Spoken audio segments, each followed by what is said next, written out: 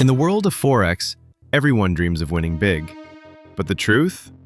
Most traders lose. Not because they're unlucky, but because they walked into a battlefield thinking it was a playground.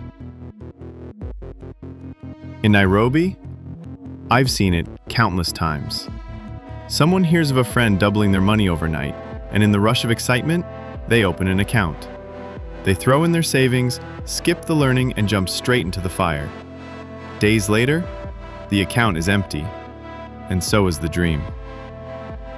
The statistics don't lie.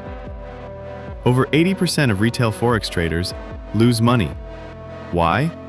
Because they trade without a plan, risk too much on a single trade, follow hype instead of facts, and let emotions take the driver's seat.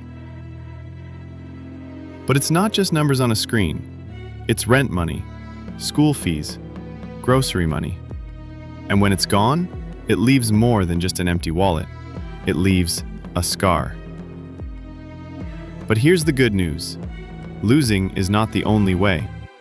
If you slow down, learn the game, start small, and treat risk management as your best friend, the odds shift in your favor.